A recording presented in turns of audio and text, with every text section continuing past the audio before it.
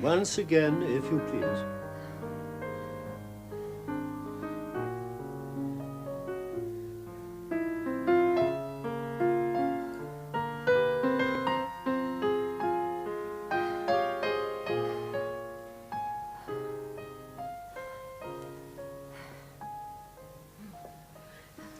My dear Miss Barrett, I congratulate you. Now, come and sit down. When exactly was it you last called me in for consultation, Dr. Chambers? 3 months ago, almost to a day. Well, you've done wonders, Doctor. Oh, mine's just the ordinary spade work. Honesty compels me to give most of the credit to another. Eh? The real healer is no one but Miss Barrett herself. Oh, Doctor. I mean it, my dear, I mean it. 3 months ago, you seemed more than a little inclined to let life and the world slip through your pretty fingers. But the wish to live is better than a dozen physicians, as I think even my distinguished friend would admit. They wish to live, yes. And you are able to get about and to take the air occasionally nowadays? Oh, yes, I've even visited some of my friends and been driven several times round the park. Well, the only slight bother is getting up and down stairs. I'm inclined to lose my head going down. Well, and I'm not yet able to undertake the upward journey. Oh, quite so, quite so. Fortunately, it doesn't need a very strong man to carry you. Oh, but that's where you're wrong. You've no idea how I'm putting on weight. Is that so indeed? Oh, so much so that I've seriously thought of docking Miss Barrett's porter. A beverage, I may say, of which she is inordinately fond. I wonder you're not ashamed to mention that subject, Dr. Chambers. Well, now, about the future, Miss Barrett, I fully agree with Dr. Chambers that another winter in London must, if possible, be avoided. If you continue picking up strength as you are doing, I see no reason against your travelling south by October, say. Travelling south? To the Riviera. Or better still, to Italy. Italy? Oh, do you mean it? Well, why not? You could travel there by easy stages. I have been given to understand that you've set your heart on Italy, and that there are no practical difficulties in the way of your going there. Oh, well, if by practical you mean financial, none at all. I have my own small income, and I can do whatever I like. I have taken the liberty to tell Dr. Ford Waterlow of the only real difficulty in the way of your wintering abroad, and he is quite prepared to deal with him. Quite. And drastically. Oh, but that may not be necessary. Papa may not raise any kind of objections. Depends how he's feeling. Fiddlesticks, my dear young lady. Mr. Barrett's feelings are neither here nor there. All that matters is his daughter's health and happiness, as I intend to make clear to him. Quite clear. Oh, but you mustn't think that Papa isn't generosity and kindness itself. It's just... Well, gentlemen have their moods. Italy. Oh, it's hard to take in even the bare possibility of going there. My promised land, Doctor, which I never thought I'd see. Well, other than in dreams. Well, let us hope realization doesn't bring disillusion along with it. A grossly overrated country, to my mind. Nothing but heaps of rubbish, dust, flies, stenches and beggars. Goodbye, my dear Miss Barrett. No, please, don't get up. I am delighted with your improvement. Delighted. Goodbye. Goodbye. Goodbye, Mr. Elizabeth. Goodbye, Dr. Chambers.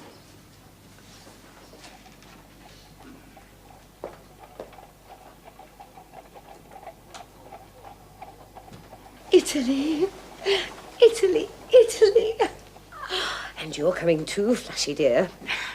We'll see Rome together. And Florence. And Venice and Vesuvius. Come in. Arabelle, dear, it's all but settled. I'm to go to Italy. He says I'll be fit to travel by October. Oh, how wonderful for you. Do you think Papa will consent? Oh, well, of course he will. Well, both doctors are putting it before him as strongly as they can.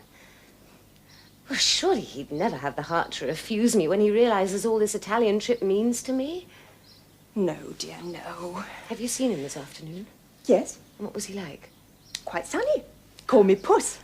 He never does that when he's in one of his moods. And afterwards, when Bella came in, he was really merry. Oh, Thank heaven for that. Bella's brought the gown that Henrietta's to wear as bridesmaid. They want you to see it. They're trying it on now. Oh, I should love to. Somehow I feel it wasn't altogether wise of you to keep this Italian plan secret from Papa and then spring it suddenly on him. Yes, I know. But... May we come in? Bella, dear. Darling. Darling. Oh, but you really shouldn't have got up to receive little me. Oh, perfectly lovely. Oh, delicious. Yes, isn't it? Oh, isn't she, I should say. Dear Henrietta will be quite the prettiest of bridesmaids. Oh. Indeed, I'm afraid she'll draw all eyes from the little bride. At any rate, all the gentlemen's. Oh, but darling Bar, you really mustn't stand about like this. Oh, I'm as well able to stand as anyone nowadays. No. No. One has only to see your dear face, so transparent and spiritual, to know how near you are to heaven. You always have a look in your eyes, darling, as though you already saw the angels. She's looking at me, Bella, and I'm no angel. No, I'm afraid you're not. But you're very, very beautiful. And to think, Bar, if I hadn't spoken to Uncle Edward myself, I should never have had her for my bridesmaid. Yes, well, you certainly have a way with you, Bella, dear. Spoken to Papa. I like that. Why, you sat on his knee and stroked his whiskers. Henrietta? And why not? Well, isn't he my uncle? Besides, I think he's most frightfully thrilling. I adore that stern and gloomy type of gentleman. It's so exciting to coax and manage them. It's so easy if you know how. And I really think I do. But what I can't understand is his extraordinary attitude towards love and marriage and all that. Well, it isn't as if he was in any way a Oh, what's that horrid word? Misogynist. Yes. Well, I should describe him as the king of misogynists. But he isn't, I tell you. How do you know? Never mind, but I do. Besides, didn't he marry himself? And what's more, have 11 children? Oh. Have I said anything very dreadful? No, dear. Perhaps it's not quite nice. When God sends us children, it's not for us to inquire how and why. I didn't mean to be irreverent. But I do find Uncle Edward's attitude quite extraordinary and so useless. For in spite of it, and right under his nose, and all unknown to him, his whole house is literally seething in romance. Bella! What on earth do you mean? You ought to know, darling. I think Captain Surtees' cook is quite frightfully thrilling. The way he looks at you, dear, and looks and looks and looks. Oh, if he ever looked at me like that, why, my knees would tremble so that I shouldn't be able to stand. And I'd get the loveliest shivers down my back. Really, Bella? What an extraordinary girl you are, Bella. I'm a frightfully observant little thing. For instance, though you hardly ever mention his name, I know that Mr. Robert Browning comes here to see you at least once every week. And at other times he sends you flowers. And he often brings little cakes for dear Flush. Flush! Oh, wouldn't it be frightfully interesting if only dear Flush could speak? Good gracious, why? But not so interesting as if dear Bella were occasionally silent. Touché, darling. Oh, I know I'm a dreadful little rattle, but you don't really mind my quizzing you, do you? Not in the least. I hope to goodness you won't chatter any of this outrageous nonsense in front of Papa. Nonsense, is it? Well, I've my own little opinion about that. Oh, but of course I won't breathe a word of it to Uncle Edward. I'm all on the side of romance and the path of true love and all that. Bella, I regret to say it, but I think you're one of the few girls I know who would have benefited entirely under Papa's system of upbringing. Oh, what a thrilling thought. He was always frightfully strict, wasn't he? Did he whip you when you were naughty? How frightfully exciting to be whipped by Uncle Edward. Come in. Oh, Uncle Edward! Oh, Uncle darling. If I'd been your little girl instead of Papa's, would you have been very severe with me? You wouldn't, would you? Or would you? Wouldn't. Are you trying to pose me some silly riddle? No. Come and sit down. It's like this. Oh, but why that gloomy frown, Uncle Edward? There. All gone. Our Belle says it would have done me all the good in the world to have been brought up by you. She thinks I'm a spoilt, frivolous little baggage. Bella! I never said anything of the sort. I know you didn't. But you do. And you do. And you do.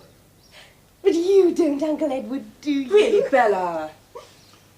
If my children were as bright and open and affectionate as you are, I should be a much happier man. You mustn't say such things, or they'll hate me. You're a distractingly lovely little creature. Anything wrong in that? I didn't say so. Then why do you look at me so fiercely? Do you want to eat me up? What is that scent you have on you? Scent? Me? Don't you like it? I abominate scent as a Reuben. Yours is different. Nice. It's very delicate and subtle. But I should prefer you not to use it. Why? Never mind. Oh! That hurts. Nonsense. But I never use scent. I haven't a drop on me. I think it's horrid and common. Oh, Uncle, you're a darling. You've called me bright and open and affectionate, distractingly lovely and fragrant, all within a few minutes. You may kiss me.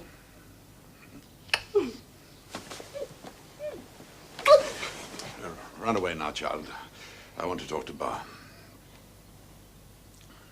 You can go too. Goodbye, Uncle. Goodbye. Goodbye, Bar. Goodbye.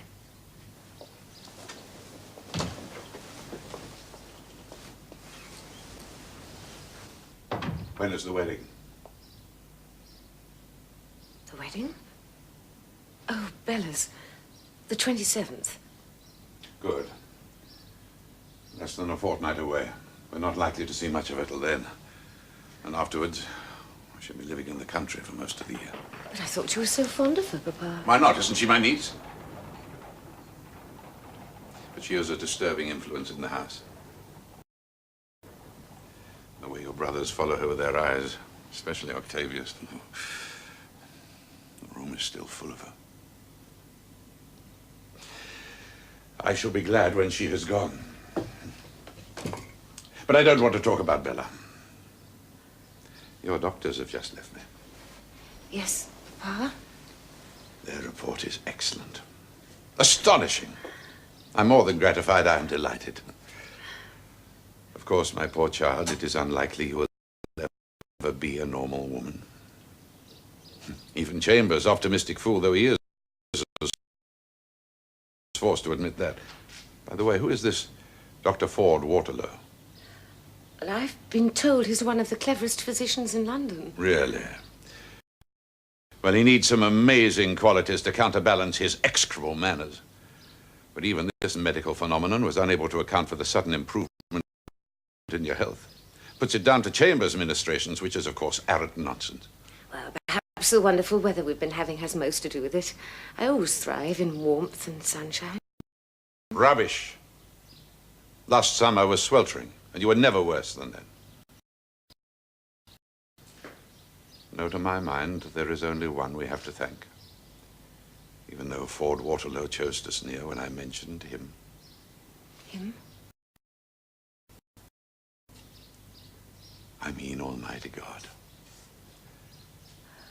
It amazes me, my child, that you, on whom this miraculous recovery has been worked, should ascribe it to mere earthly agencies.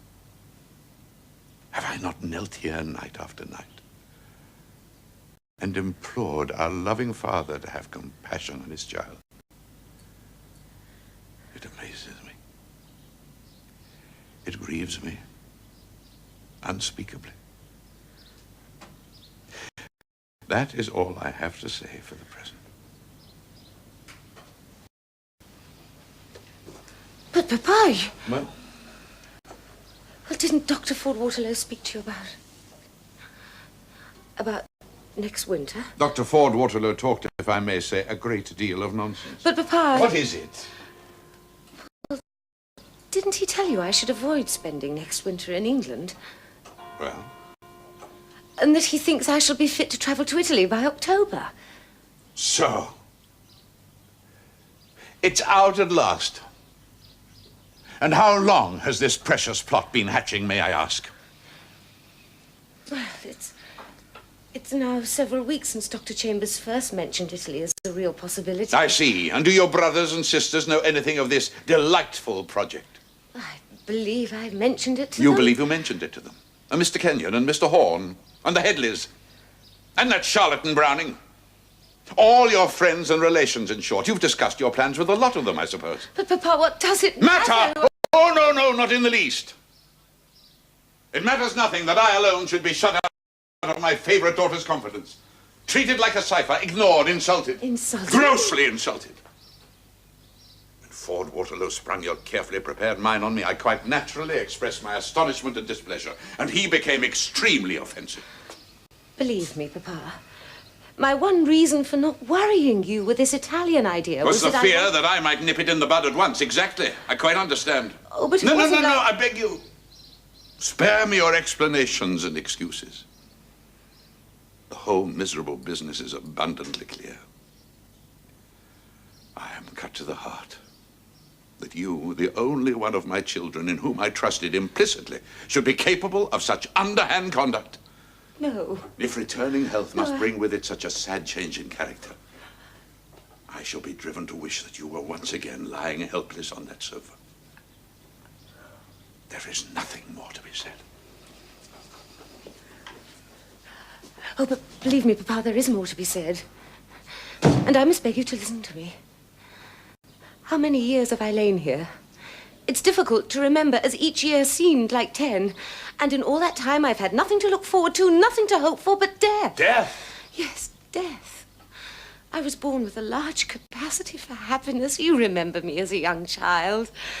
And when life brought me little happiness and much pain, I was often impatient for the end. Elizabeth, I'm shocked that you But should now even this think... miracle has happened.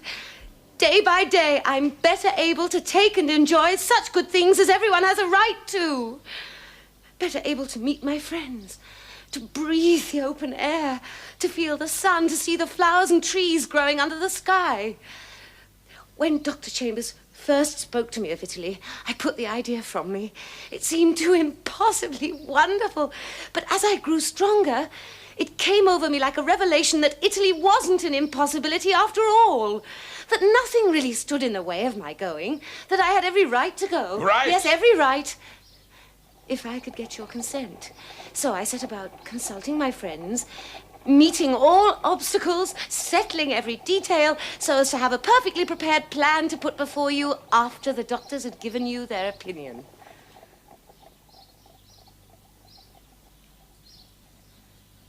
Well, in my eagerness, I may have acted stupidly, mistakenly, tactlessly, but to call my conduct underhand and deceitful, well, it's more than unkind. It's unjust. It's cruel.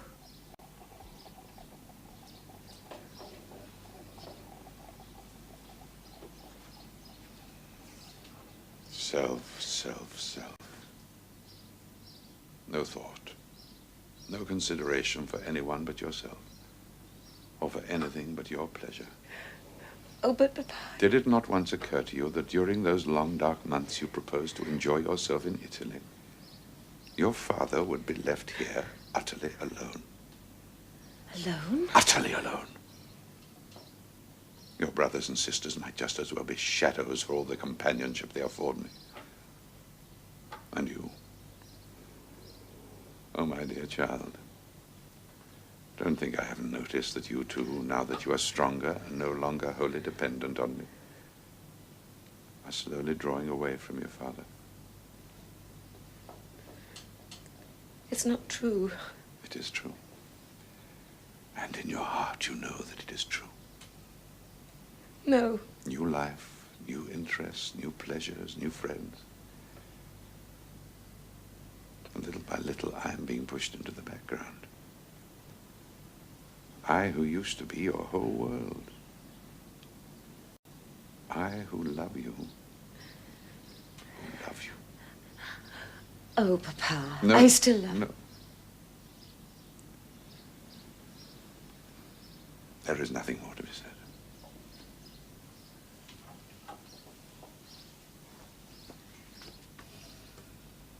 You want my consent for this Italian jaunt. I shall neither give it nor withhold it. To give it would be quite against my conscience as encouraging selfishness and self-indulgence. To withhold it would be a futile gesture. You are your own mistress.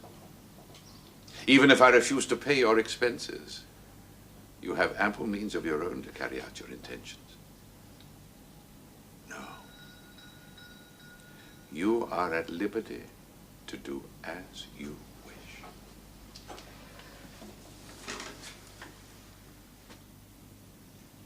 And if you do go, I hope you will sometimes spare a thought for your father. Think of him at night, stealing into this room that once held all he loved in the world. Think of him kneeling by that sofa and imploring the Good Shepherd to have him. Oh, it's Mr. Come in. If you please, Mr. Browning has called. I showed him into the drawing room, seeing as you were engaged. Thank you, Wilson. Would you care to meet Mr. Browning, Papa? Certainly not. I would have thought you knew by now that I never inflict myself on any of my children's friends. You must show Mr. Browning up. Very good, sir.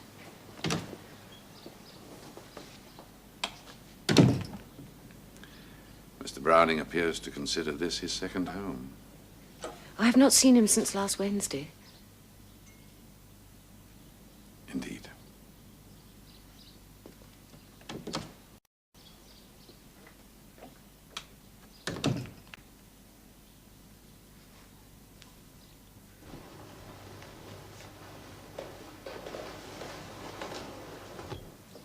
Mr. Browning. Oh, but how splendid. This is the 4th time you've received me standing. If ever I receive you from my sofa again, you may put it down to my bad manners and nothing else. I will with all my heart, I will. And now tell me quickly, I've been dithering with suspense all day. You've seen them. What do they say? Well, Dr. Ford Waterlow was quite taken out of his grumpy self with astonished delight at my improvement. Say that again. Oh, must I? The whole sentence. I should like to see it in letters of fire burning from these 4 walls. This is the best moment I've had since I first received your note telling me to call on you. How many years ago was that? 3 months. It's absurd. We've always been friends. I've known you a lifetime and over. Of course, I always knew that one day you would turn the corner. The world isn't rich enough to afford the waste of such a life as yours. But even I little dreamt that your recovery would be so rapid. And Italy, are both doctors agreed on your wintering there? Yes. When do they think you'll be fit for traveling? By the middle of October, unless there's a relapse. Relapse? There isn't such a word. You know, that is extraordinary. October? But that fits with my plans to perfection. Didn't you remember my telling you that I'd thought of wintering there myself? Well, now I'm quite decided. May I visit you often in Italy? Where do you intend to stay? Why are you laughing? In Italy, I'm afraid you'll need 7-league boots to call on me. What do you mean? Well, I shall be spending next winter at 50 Wimpole Street. Here? Yes. But didn't you tell me that both doctors... Well, doctors may propose, but the decision rests elsewhere.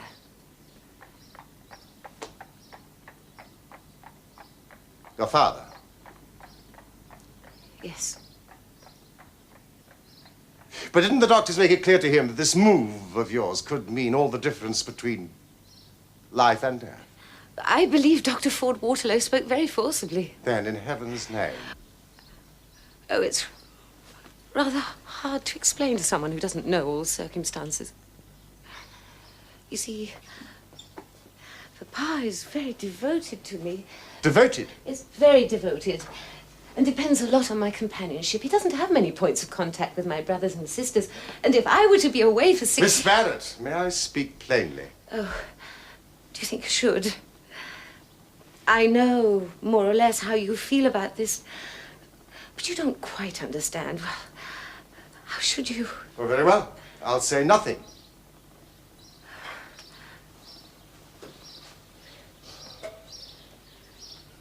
You're quite right. I don't understand.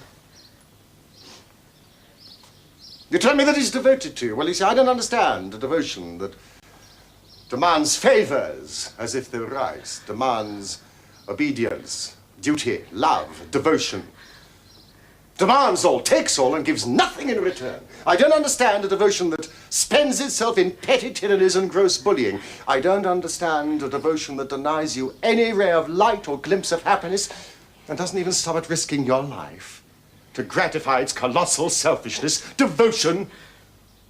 No. Give me a good, sound, honest hatred rather than devotion like that. Oh, please, Mr. Browning, I must ask you I will not be silent any longer. I knew before I met you that sickness wasn't the only shadow in your life. And all these months, although you've never breathed a syllable of complaint, I have felt that other shadow deepening, and I've looked on and stood by and said nothing. I mean, who was I to come between you and the man nature, as an ugly jest, chose for your father? No, please, I will no longer allow myself to be gagged and handcuffed. You see, it's not just your comfort and happiness which are at stake now. It's your very life. And I forbid you to play with your life. And I have the right to forbid you. No. Oh, no, please. Please, don't say any more. The right. You can't deny it. You're too utterly candid and true. When we first met, you forbade me to speak of love. And I obeyed you. There was to be nothing but friendship between us. But I knew well enough. We both knew that I was to be much more than just your friend. And before that moment when I first came in and saw you across this room, I loved you.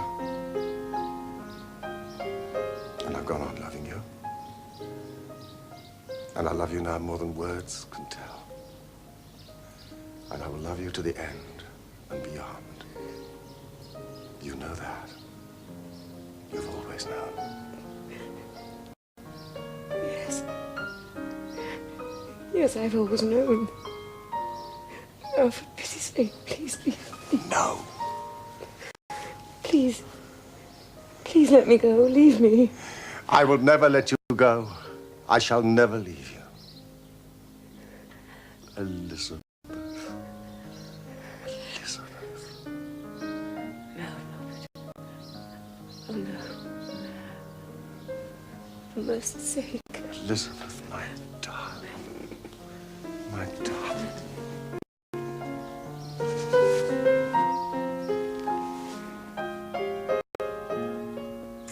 Oh, Robert. I love you. I love you. And did you tell me to take my marching orders and go out of your life? Yes. What have I to give you? I have so little of all that love asks for. I have no beauty, no health, and I'm no longer young. I love you. I should have refused to see you again after our first meeting. I loved you then, though I would have denied it. even to myself. Oh, Robert, I think Eve must have felt as I did when her first dawn broke over paradise. The terror, the wonder, the glory of it. I had no strength to put up any kind of resistance, except the pitiful pretense of mere friendship. I was helpless. I was paralyzed by a kind of happiness that I never dreamt it possible to feel. That's my only excuse.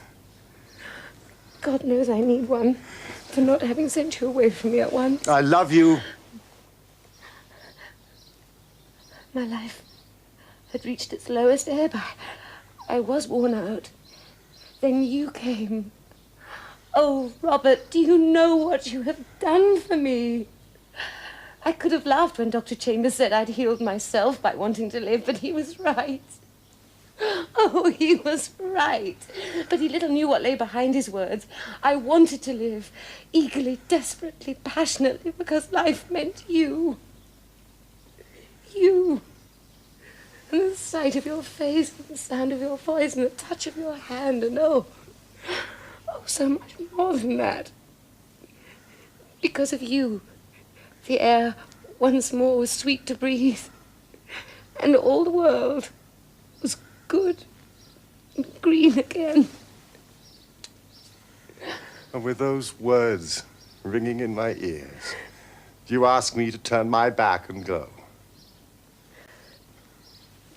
Yes, Robert. Can't you see how impossible it is?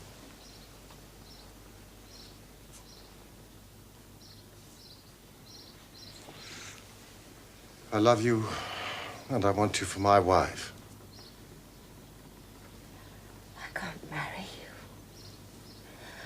How can I when I... Not today, not tomorrow, not this year, not next year, perhaps not for years to come. Robert, I may never be able to marry you. Oh, but what then? If you remain to the last, beyond my reach, I will die happy and proud that I fought to the end for such a prize as you. Robert, put aside your dream of me and look on me as I am. I love you too well to let you waste your manhood pursuing the pale ghost of a woman. There is not a man alive that sees things as they are with clearer eyes than I do. And I tell you in all soberness, my need of you is as urgent as your need of me. If your weakness needs my strength for support, my abundant strength needs your weakness to complete my life and myself.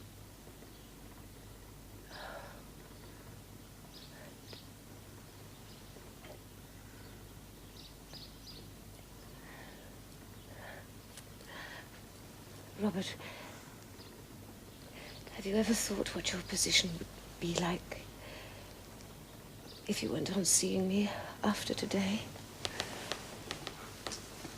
Yes. We should have to keep our love secret from everyone, lest a whisper of it get to my father's ears. I know.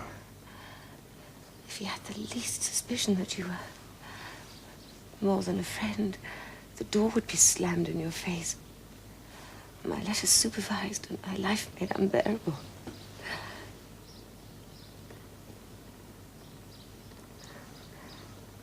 And you, my dear, you're as frank and open as the day. How would you enjoy coming here under false pretenses and all the deceits and subterfuges and intrigues we'd be forced to use? I shall hate it. I shall detest it with all my heart, but I thank God for that.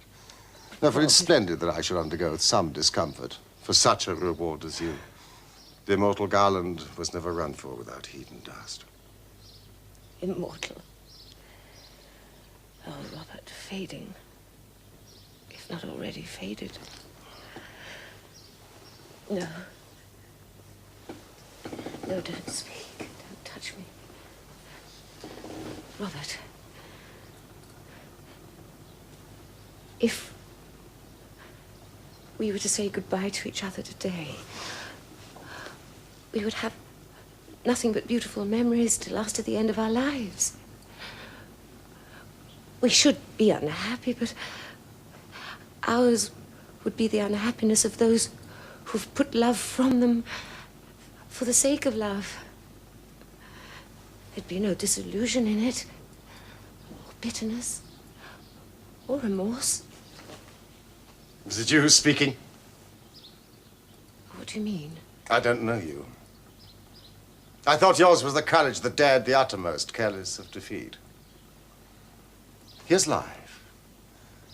Life, offering us the best that life can give. And you daren't grasp at it for fear it turns to dust in your hand. Instead, we're to dream away our lives in tepid sadness rather than risking utter disaster for utter happiness. I don't know you. I never thought you were a coward. Coward? Yes, Robert. I'm a coward. A coward through and through, but it's not for myself, Yes, I'm I know, afraid. my dear, but you see, I'm sick of fighting alone. I need a comrade at arms to fight beside me. But not one already wounded in the battle. Wounded, but undefeated, undaunted, unbroken. Yes. Who could ask for a finer comrade at arms than you? But Robert...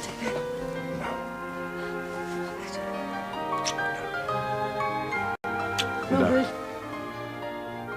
Better let Wilson help you some of the way up, Bar. No. No, Wilson. Don't touch me.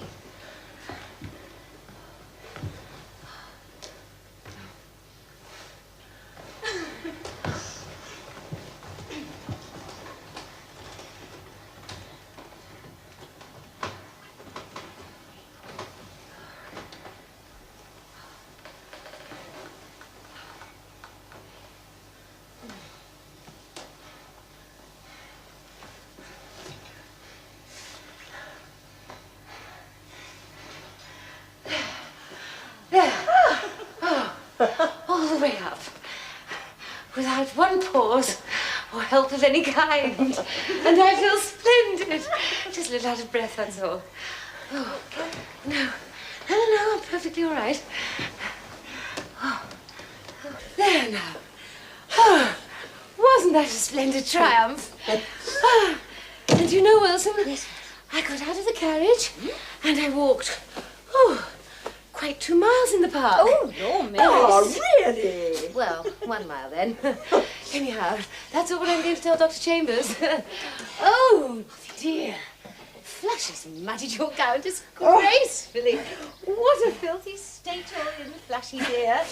Wilson, yes, better take him and get Jenny to bath him. He hasn't been properly washed in ages. Oh, yes, miss. Oh.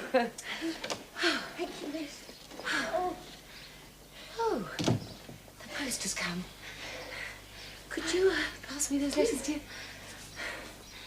Why, that one's from Mr. Browning. Sorry, I couldn't help noticing it. Aren't you expecting him this afternoon? Yes. He should be here very soon now. Oh. This was just to wish me good night. To wish you good night? Yes. It was written yesterday evening. Oh. Miss Martineau, Mr. Hayden, Mr. Horn. Oh. This is from Papa. From Papa, but he's returning today. But perhaps he's been detained. Do you think so?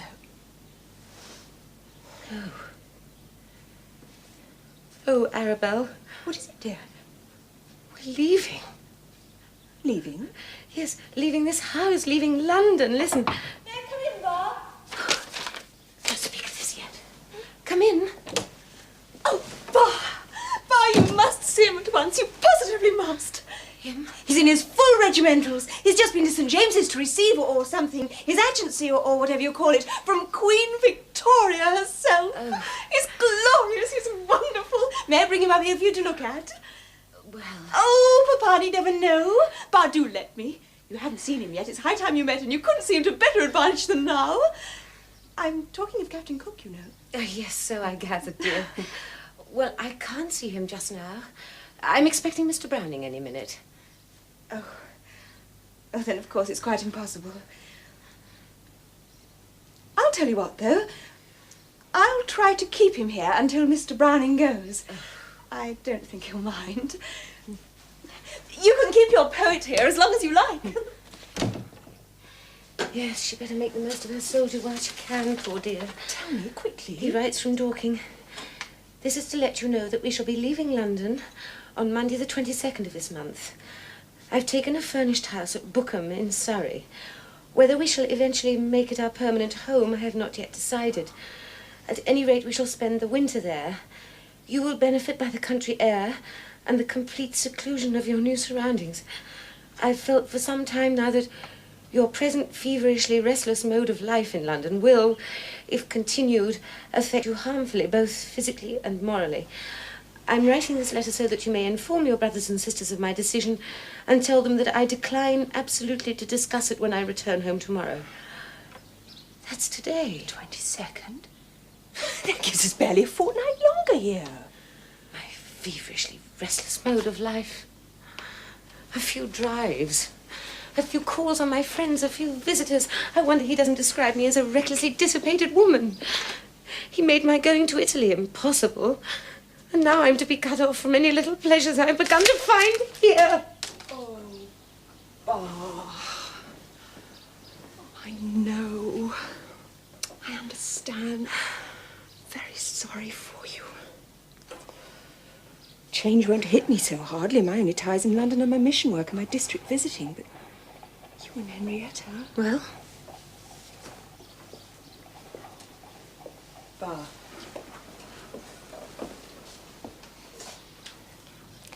Don't be angry with me if I tell you that this move may, in the long run, be a blessing in disguise for you. A blessing in disguise? I seem to have been brought up on that pious cliché. What do you mean? We all pretend to be ignorant of each other's affairs in this house, except poor Henrietta's. It's safe so. But we know. We all know that you and Mr. Browning... Well? Barwin only has to look at your face when you're expecting him. Again after he's left you. Well, I love him. And he loves me. And what of it? Haven't I as much right to love and be loved as any other woman? Yes, dear. How's it all to end? So long as Papa's alive, none of us will ever be able to marry with his consent. To marry without it's unthinkable. In your case, it isn't just a question of Papa's consent. Of course, it's wonderful how much stronger and better you are, but... But even if I can manage to walk up a few steps, it doesn't mean that I shall ever be fit to marry. Is that what you're trying to say? Pa, darling, it's only because I love you so dearly and I don't want you to suffer. I know very little about gentlemen, except that they all want to marry the ladies they fall in love with. Don't know Mr. Browning at all. Surely even great poets must want to settle down in time, a home of their own, wife, little ones. It'd be so dreadful if you... Oh, be quiet. Be quiet. Don't you suppose I haven't thought of all this 1,000 times already? I'm so sorry. I didn't mean to interfere. All I wanted was to save you any... Oh.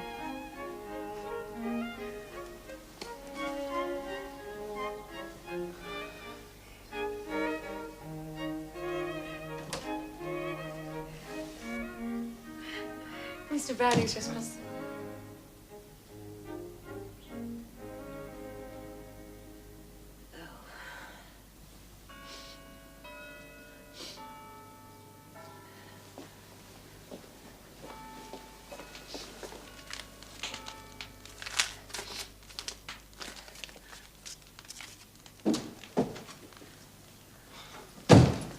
Oh, my love. Robert. You look tired, sweetheart. What have you been doing today? I went for a drive and a walk in the park. And afterwards I ran all the way upstairs without help and without one stop. Yes, but you... Well, of course, that's splendid and I'm proud of you, but come and sit down. Aren't you being just a trifle too ambitious? Oh, I don't think so. I'm feeling wonderfully well. Look at me. What is it, Bar? Nothing. Has your father returned? No. We expect him today. Those talking eyes of yours give you hopelessly away. Something has happened. What is it? You must tell me. Well, read the letter on the mantelpiece, Robert. From your father? Yes. I think you've crumpled up this letter furiously in your little hand, and if I'm not mistaken, you've pitched it into the grate. Yes, I did. Why? Well, don't you see what this means to us? Yes, and probably better than you do. Better than I? Oh, you mustn't deceive yourself. You think this move will make little difference to us? You think you'll be able to ride over from London and see me almost as often as we see each other here, but you're wrong. Oh, you're wrong. You don't know Papa as I do.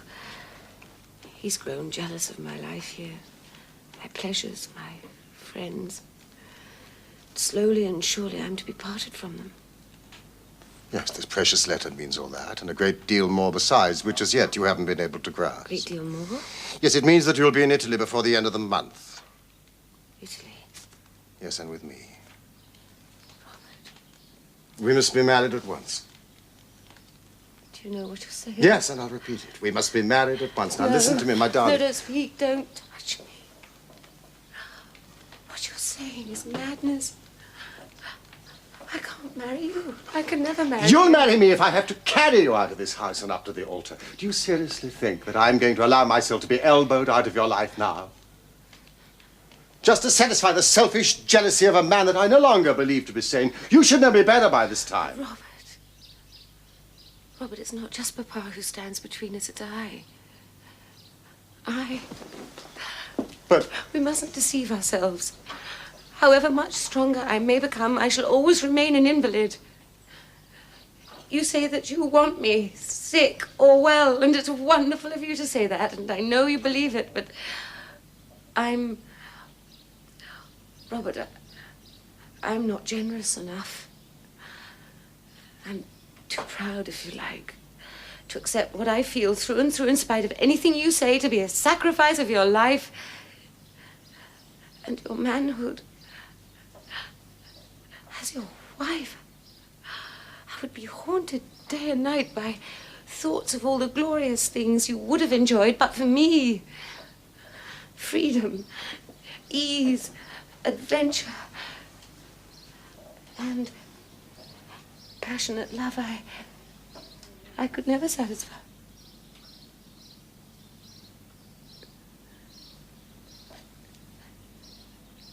I should be haunted by the ghosts of all your unborn children.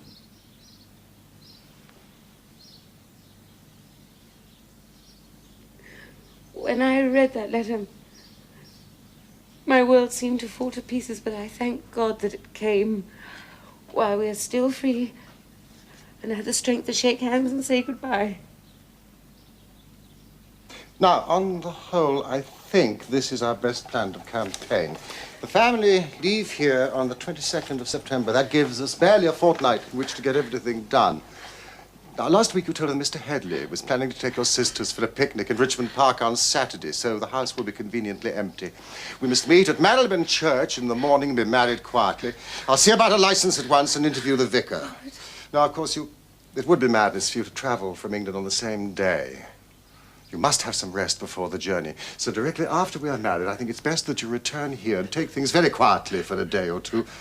Well, it'll give you 6 days if we leave on Saturday week. Now, I can't listen to you. the packing leaves the Royal Pier on Saturdays at 9. That means we must catch the express from Vauxhall at 5. That will get us into Southampton at 8.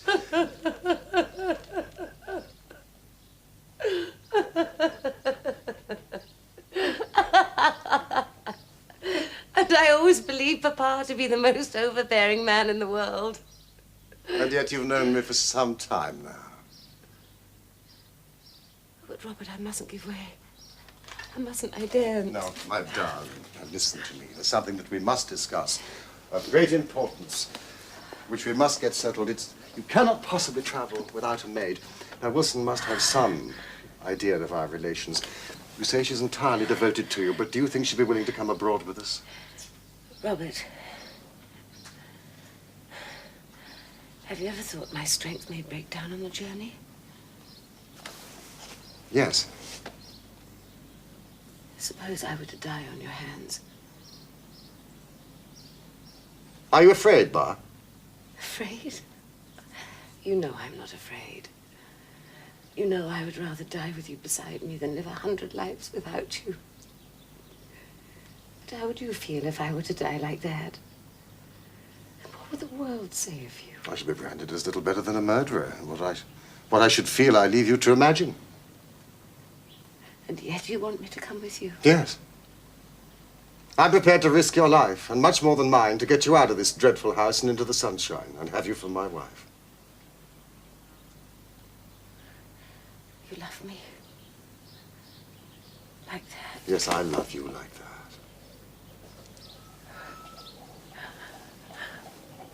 Robert, will you give me a little time? Time is short, my dear. Yes, I know, but I must have a little time. I can't decide now. I daren't. I feel something must happen soon to show me definitely the way. Please give me a few hours.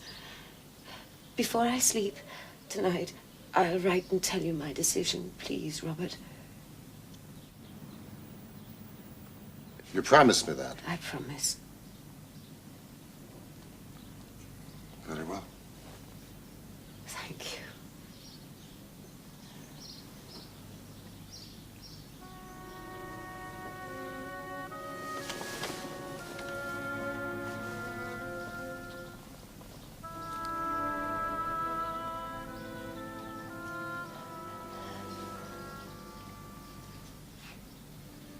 Shall I go now?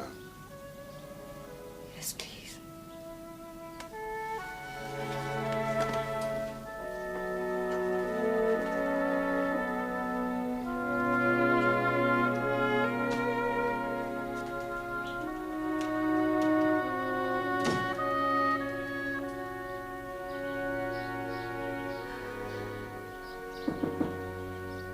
Come in.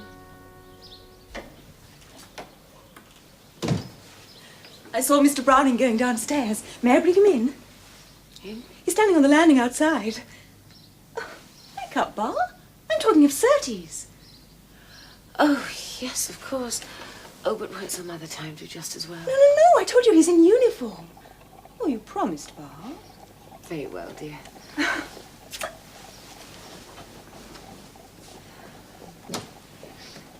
Come in, Surtees.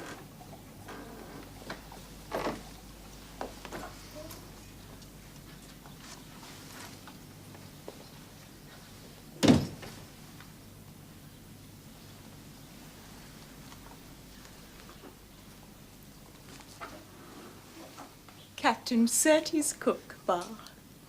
My sister Elizabeth. Your servant, Miss Barrett. How do you do? Greatly honoured. Upon my word, I am, Miss Barrett. Understand not everyone received here. No, indeed, Surtees. With the exception of the family, very few gentlemen are allowed in bathroom. Twice honoured in one day. First by Her Majesty and now by you, Miss Barrett. Can't think what I've done to deserve it. Oh, yes, of course. I'd forgotten you've just come from the palace. I've never seen the Queen. What's she like? A very little lady, ma'am, but royal, every inch of her.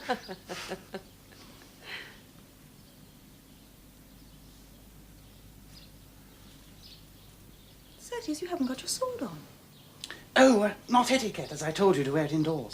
Bother etiquette. I want Bar to see you in full war paint. Where did you leave it? In the hall. I'll fetch it. No, but I'm sure Miss Barrett doesn't want Oh, to see... indeed I do, Captain Cook.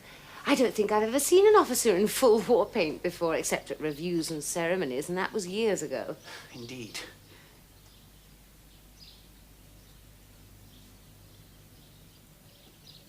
Miss Barrett. Yes? Miss Barrett. Yes, Captain Cook? I say, Miss Barrett. You want to tell me something about Henrietta? Just so, Miss Barrett, just so, exactly. You know, Miss Barrett, you know...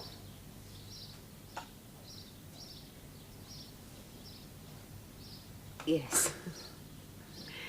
Yes, I know. And believe me, though I'm quite powerless to help, you have my heartfelt sympathy. Thank you. Thank you. More than I deserve. Thank you, Miss Barrett. Never was such a girl, you know. Henrietta, I mean. Can't think what I'd do without her. Oh, yes? I thought he'd seize the opportunity to tell you something while I was out of the room. Did he really manage to get it out?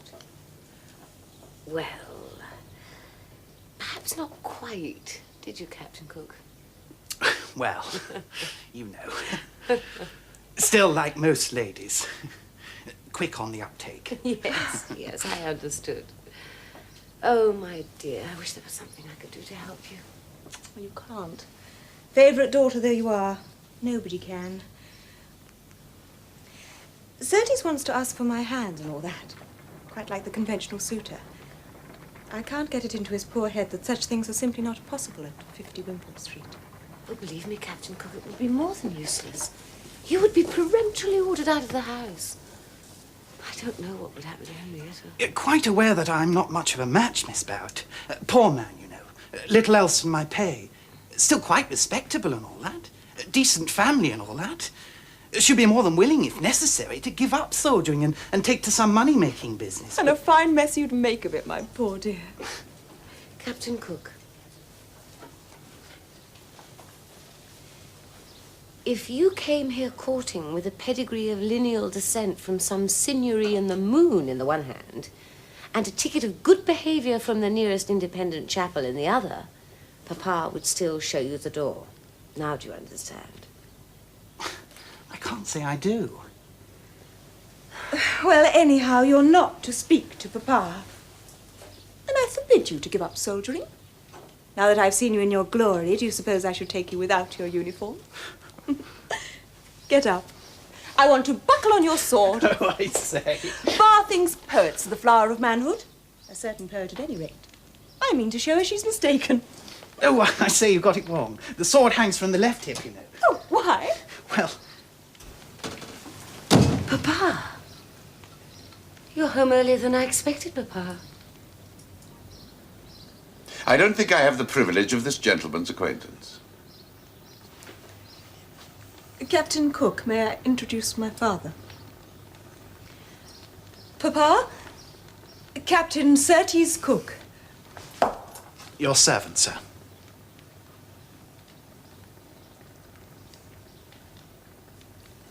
Captain Cook is a great friend of George and Ockie. Indeed.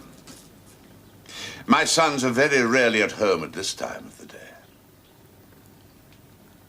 Fact is, just passing the house and thought I'd drop in on the off chance, you know, sir. Finding one of them in and all that. I see. Captain Cook has just come from Buckingham Palace. And Henrietta thought I should like to see him in the full splendor of his regimentals. Indeed. Nothing much to look at, of course, sir, but you know how ladies like a bit of colour and... By Jove, it must be getting late. It is 19½ minutes past 5. By Jove, I better be going.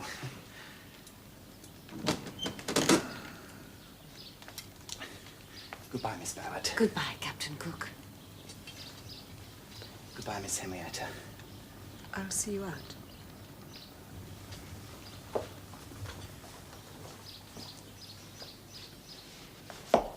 Your servant, sir.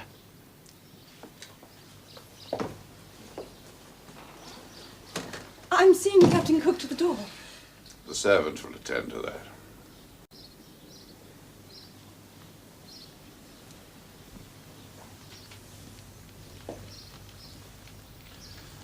Your list of gentlemen visitors appears to be lengthening, Elizabeth. It's the first time I've had the pleasure of meeting Captain Cook. Indeed. But I infer from what I saw as I came into the room just now that Henrietta's acquaintance is of somewhat longer standing. Or am I mistaken? I've known Captain Cook for some time now. Ah. And since when has it been your custom to buckle on his accoutrements? I've never seen him in uniform before. And I think it improbable you will be seeing him in uniform or in mufti very frequently in the future. Why? Again, I may be mistaken, but I was under the impression, Elizabeth, that notice should be given me before strangers visited you here. Well, you can hardly describe a friend of George and Ocky's as a stranger, Papa. Is Captain Cook to be forbidden the house because I helped him on with his sword? You received my letter. Yes. What has just happened fully confirms me in the wisdom of my decision. This house is fast becoming a rendezvous for half London. I have neither time nor inclination to find out whether all the persons visiting here are desirable acquaintances for my children. Fortunately, our new home is so far from town that your London friends are not likely to trouble us, at least during the winter. Our new home? You have not told your sisters? Arabelle knows. I don't understand. Are we leaving Wimpole Street? I have taken a house at Bookham in Surrey. We move in on the 22nd. But why? I'm not in the habit of accounting for my actions to anyone, least of all to my children. But one thing I have a right to ask you, Papa. If Captain Cook is to be forbidden to visit us, is it because you found him here in Bar's room and saw me helping him on with his sword? I understood you to say that Captain Cook was George's friend and Ocky's. Yes. And my friend, too. Yes. And since it was I who suggested his seeing Bar, and I who asked him to show me how to fasten on his sword, it's unfair to penalize him. Come here.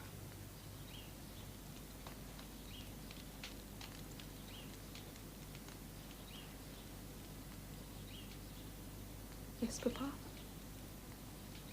Come here.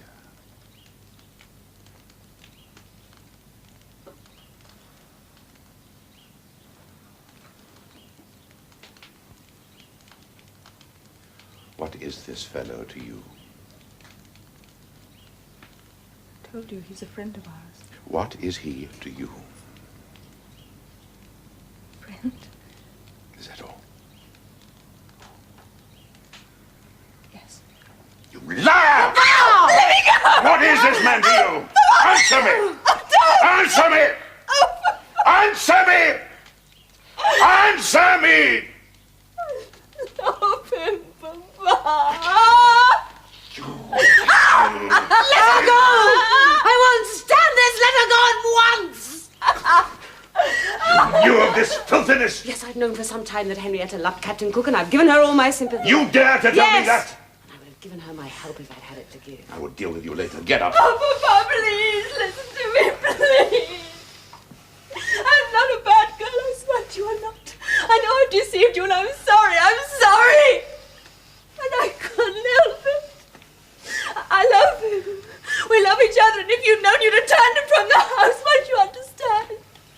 Won't you try to understand? He's poor. We don't expect to be married yet, but he's a good man, and it can't be wrong to love him. Other women love. Why must I be forbidden? I want love. I can't live without love. Remember how you loved Mama and how she loved you, and you'll understand. Pity me. Get up. Have pity on me, Papa. Get up! Sit there!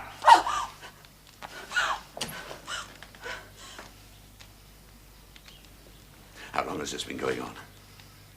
Do you hear me? How long have you been carrying on with this fellow?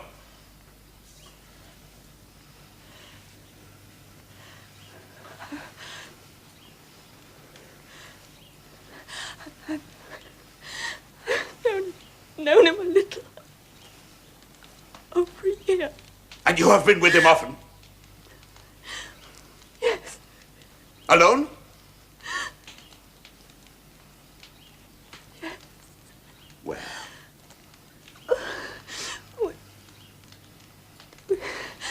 We met in the park. And here? Yes. Here and alone? Have you been with him in this house alone? Yes. So furtive and chastity under my own roof. And abetted by one whom I believe to be wholly chaste and good. How dare Silence! you! Now attend to me. Something like this happened a year or so ago. And I thought I'd crushed the devil in you then. I was wrong. It needed firmer measures than I had the courage to give.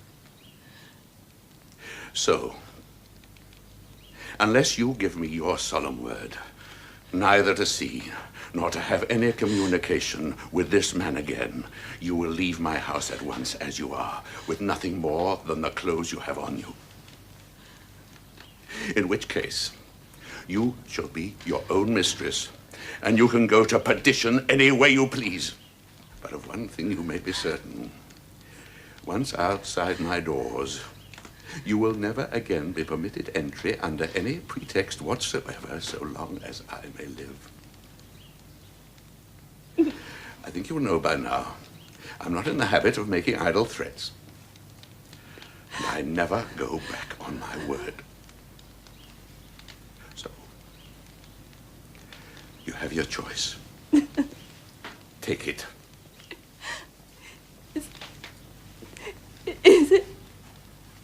Is it nothing to you that I shall hate you for this to the end of my life? Less than nothing. I must let Captain Cook know. I will deal with Captain Cook. Will you give me your solemn word neither to see nor to communicate with this man again? I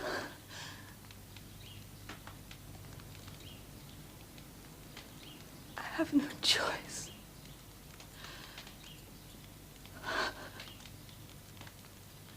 Give me your Bible, Elizabeth. Why? I am not prepared to accept your sister's bare promise. But I think even she would hesitate to break an oath with a hand resting on the word of God. Give me your Bible. My Bible belonged to Mama. I can't have it used for such a purpose. Give me your Bible. No. You refuse. Yes.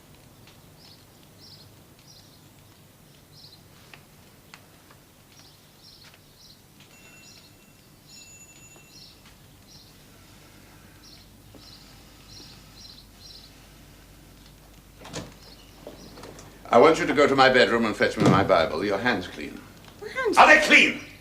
Yes, sir. I've just been helping to bath flush. You will find the Bible on the table beside my bed. Very good, sir.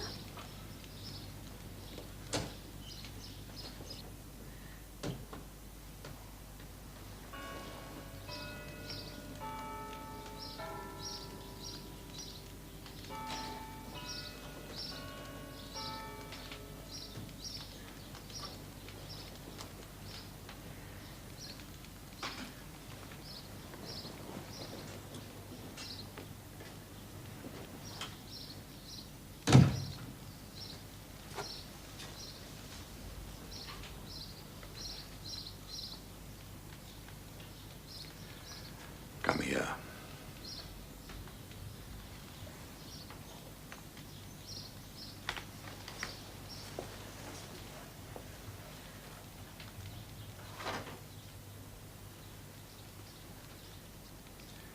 Place your hand upon the book.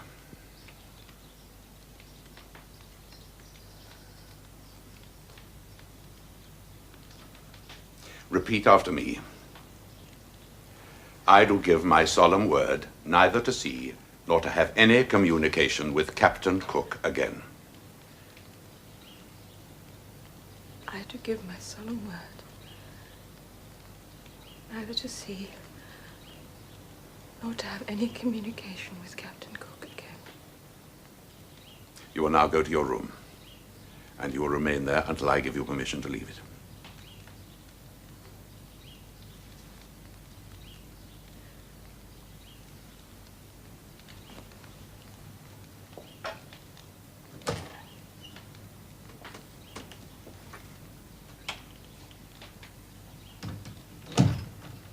Have you anything to say to me, Elizabeth?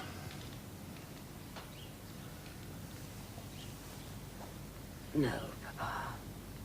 Then I must leave you under my extreme displeasure. I shall not see you again. I can have nothing more to do with you until God has softened your heart. You repent of your wickedness. And you ask for his forgiveness. And mine.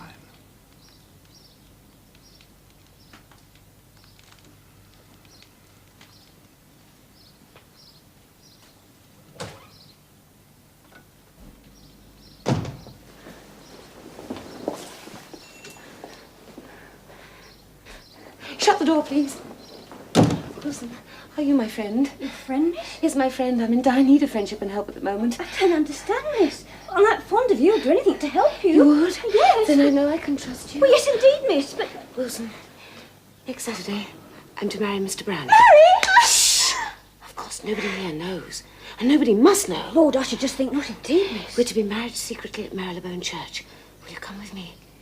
Me, miss? Yes, miss, and gladly. Directly afterwards, I shall return here But for a few Mr. days. Browning? No, just alone with you. Oh. Then on the following Saturday, I shall join Mr. Browning and we're going abroad. We're going to Italy. Will you come with us? To Italy? Yes. Will you come with me? I don't see how I can help myself, miss. Not that I hold with foreign parts, I don't. But husband or no husband, you never get to Italy alive without me. Then you'll come? Then you'll come. Oh, I'm so glad. I'll tell Mr. Browning. I'm writing to him now. I shall want you to take your letter to the post at once. Oh, miss! Go and put on your things. Yes, miss. I'll have finished by the time you're ready. Yes, miss.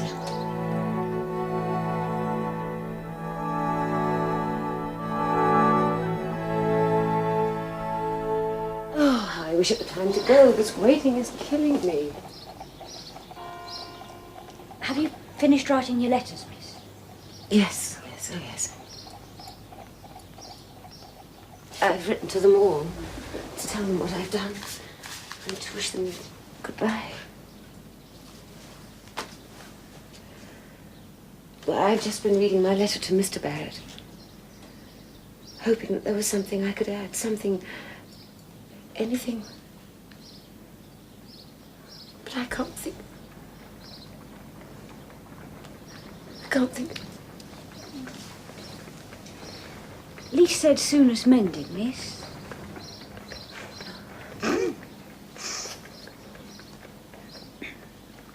Miss Barr, I know I shouldn't say such things, but there's a lot I'd give to be here tonight when the master reads your letter and knows you've been a married lady for almost a week. And Don't, Wilson, don't! The very thought terrifies me. I can hear his voice, I can see his face. Oh, thank God we'll be miles and miles away.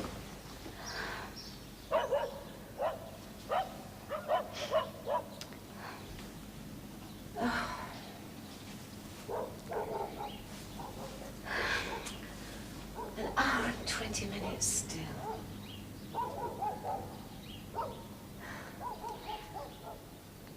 why don't you write some poetry, miss? Poetry? Yes, miss. It'd make the time pass nicely, I'm sure.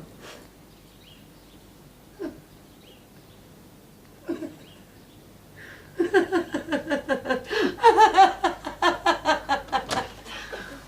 thought you'd gone out. Wilson, I want to speak to Miss Barr. Yes, I was just going when I ran into a messenger at the door. He brought this letter. It's for you. For me? Yes, but it's in his handwriting. Captain Cook's? Yes. Oh. Oh. Well, open it, dear.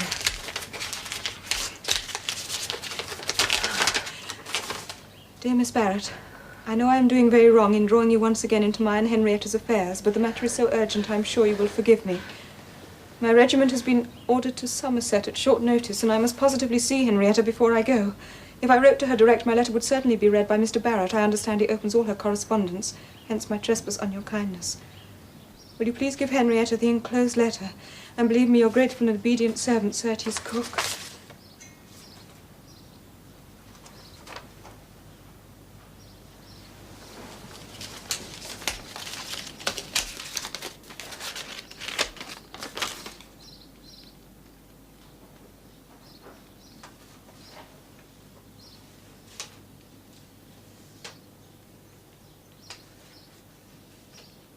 time is it?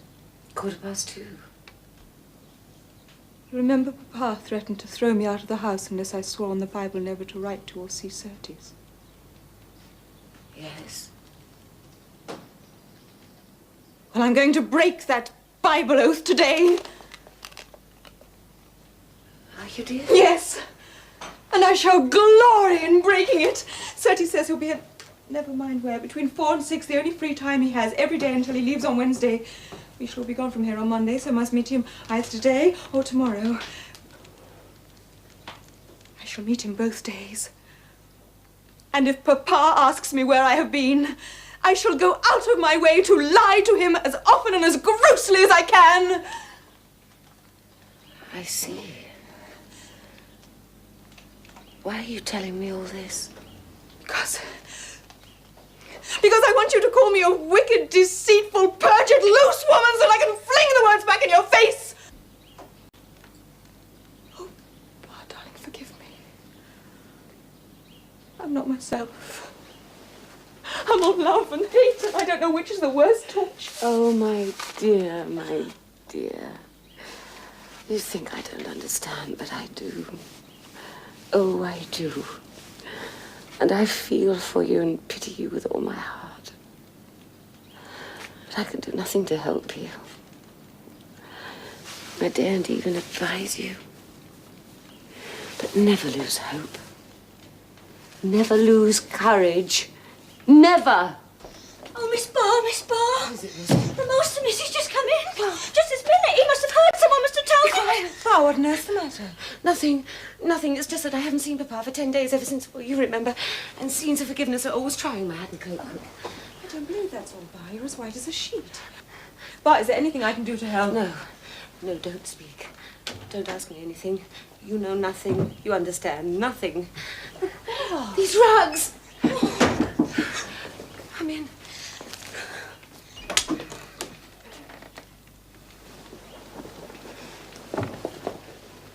You're home early, Papa. What is the matter with that girl?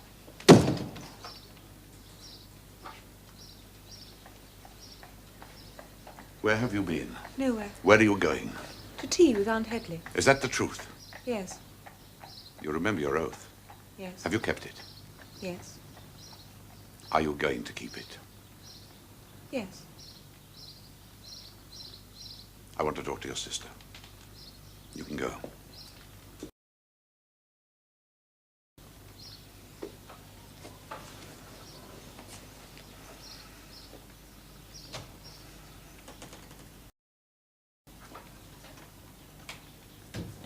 Do you know why I am back so early? No, Papa. Because I could bear it no longer. It is 10 days since I last saw you. Am I to blame for that, Papa? You dare to ask me such a question? Have you not been a party in your sister's shameless conduct? Have you not encouraged her? Have you not helped her? Have you not defended her? And you expect to go scot-free of my displeasure? No. I don't want to talk about it. I want to put it behind me, to forget it. During these past 10 days, you've been half as miserable as your father. Miserable? Do you think I could be happy when I am bitterly estranged from all that I love in the world? Do you know that night after night, I've had to call on all my willpower to hold me from coming here to forgive you? Oh, Papa. All my willpower, I tell you, all my sense of duty and right and justice. Today I could bear it no longer. The want of your face and your voice became a torment to me. I had to come. I'm not as strong as they think me. I had to come. And I despise myself for coming. Despise myself, hate myself. Oh, Papa, no. No, can't you see? Won't you ever see that strength may be weakness? And that your sense of justice and right and duty all mistaken and wrong. Mistaken and wrong? What do you mean? No, be silent. Mistaken and wrong? Do you know what you are saying? Papa, if only... No! Please, No! let me...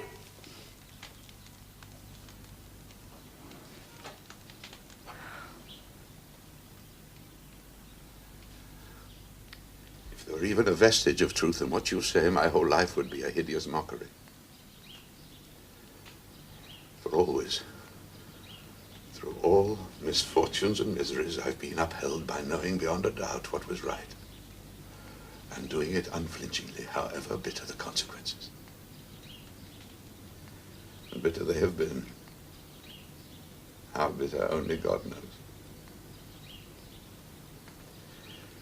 It has been my heavy cross that those I have been given to guide and rule have fought against the right that I knew to be the right, and was in duty bound to impose upon them. Even you. Even your mother. My mother? Yes, your mother. But not at first. You, my eldest child, were born of love and only love. But the others, long before they came, the rift had begun to open between your mother and me. Not that she ever opposed me. Never once. Or put into words how she felt. She was silent and dutiful and obedient. But love died out. And fear took its place. Fear. Oh, no. And all because I saw the right and did it. Oh, my God. What she must have suffered. She? She? And what of me? What of me? You? Oh, Papa. Then you still loved her after her love for you had died? Love? What is love? She was my wife. You don't understand. Oh. And all those children, born in fear. Oh, it's horrible. It's horrible. Horrible. Oh, Ma. Please, don't. I shouldn't have said all that. I shouldn't have spoken. Forget it. Please, take your hand from your face. Don't look at me like that. You don't understand. How should you?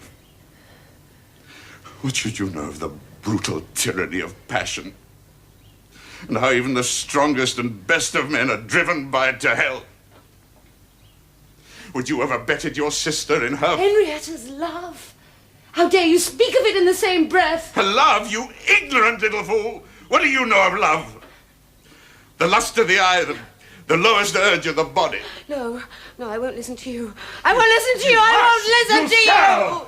It's time a little reality were brought into your dream of life. Do you think I would have guarded this house like a dragon from your so-called love if I hadn't known from my own life all it entailed of cruelty, loathing, degradation, and remorse?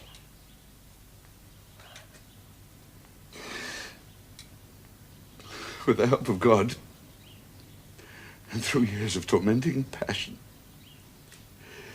I strangled it in myself. And with the last breath in my body, I will keep it away from those I was given to protect and care for. Do you understand me? Oh, yes. Yes, I understand you. I understand you.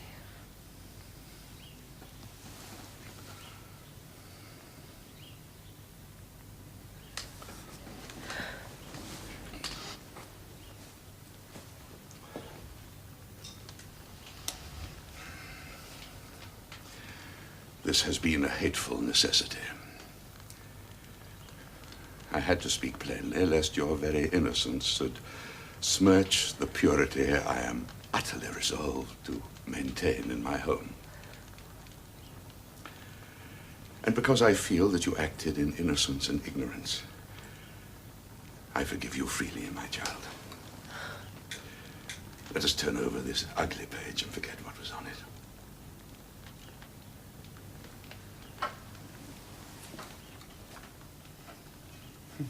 You're cold as ice. Why are you trembling? I shall never forget what you have said. Never forget. But yet perhaps it is just as well. Oh, for God's sake, my darling, let us not build a further barrier between us. Your love is all I have left me in this world. You had Mamma's love once.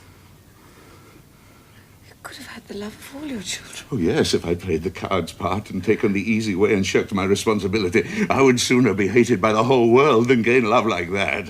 Oh, Papa, you don't know how I pity you. Pity?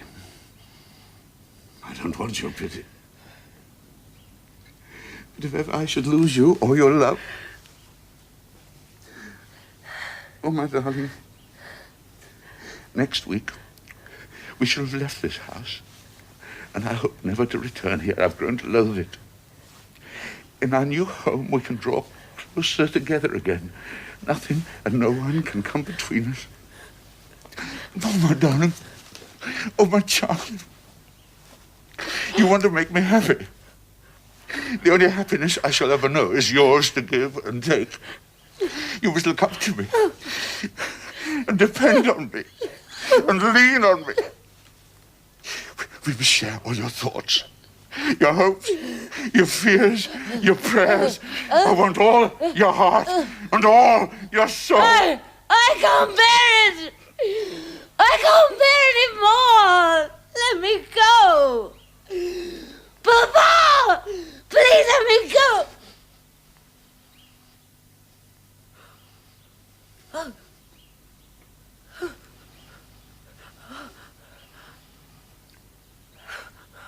Forgive me, my child.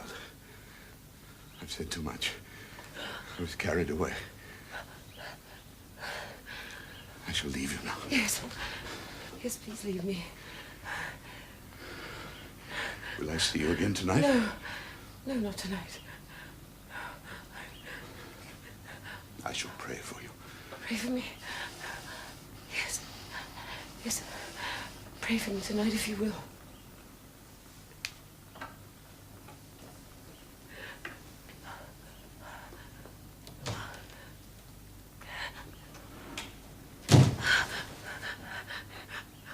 I must go at once. I must go. I must go.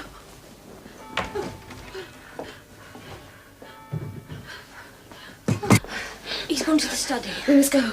Now. At once. But Miss Barr! At once. Help me on with my cloak. But the cab won't be there yet, not for an hour. Besides... Oh, we must walk the streets. I can't stay here any longer. I'm frightened. I'm frightened. Get your cloak and bonnet. What about the streets, Miss? You can't. You can't. Well, besides, the master's at home. He might see us leaving. Oh, for God's sake, Miss. Oh, where did I put those letters? Oh, get your cloak and bonnet quick. But he might see us leaving. We must chance that. Oh, but Miss Barr. He can't stop me. I don't belong to him anymore. I belong to my husband. Papa can kill me, but he can't stop me. I daren't, Miss. I daren't. Then I must go alone. Oh, you can't do that. Wilson, things have passed between my father and me, which forced me to leave this house at once. Until today, I never really knew him. He's not like other men. He's dreadfully different. I can't say any more. If you want to draw back, you need never reproach yourself. This, after all, is no affair of yours. But I must go now. I'll get my cloak and bonnet at once, Miss. Oh. Oh, Miss Barr. Oh,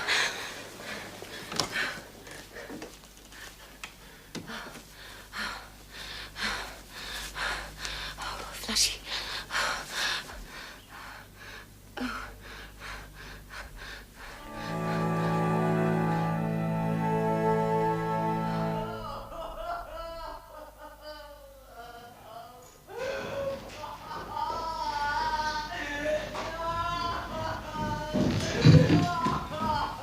Arabelle!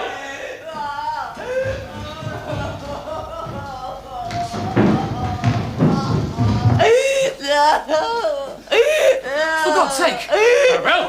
What on earth you... Stop it! Stop it at once! Arabelle! Arabelle, stop it! Stop! Will you be quiet?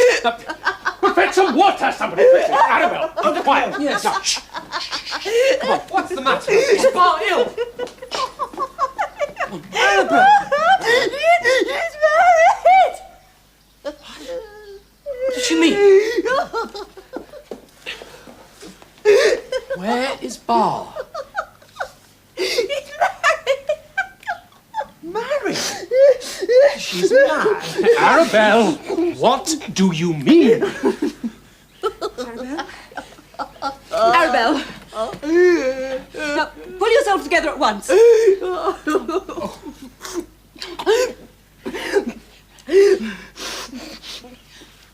Where is Bar?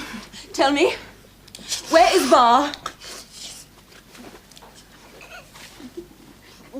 Married Mr. Robert Browning. Browning? What? Where is she? He's got letters on other letters. Letters written to us all. For you. George. Charles. Thank you. Alfred. Septimus. Henry. Yes.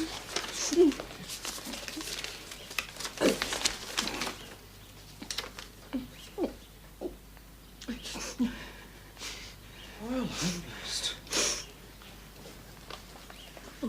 Yes.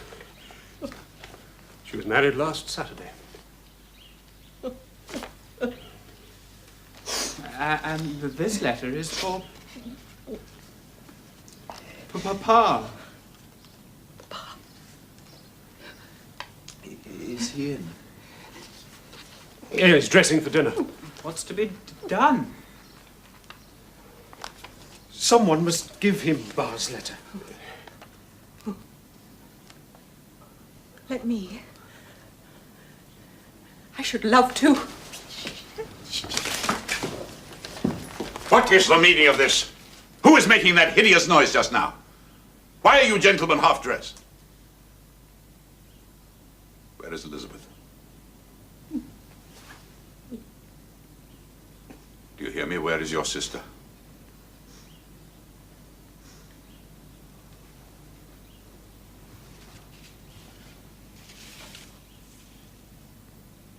She left you this letter. Left me? What do you mean? She left letters for all of us.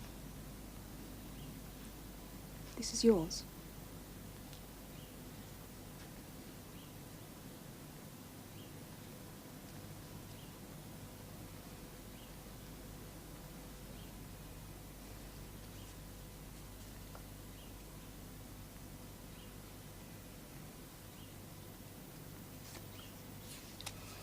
You must forgive her, Papa. You must forgive her.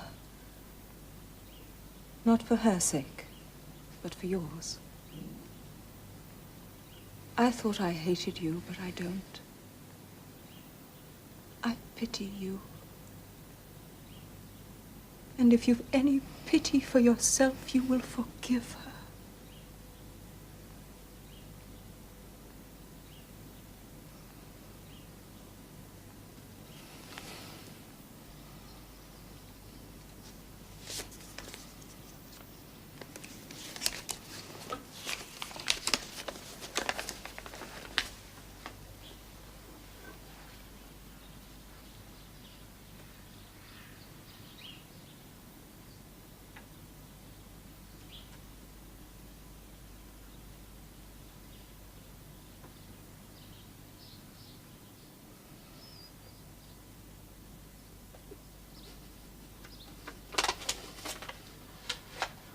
A dog.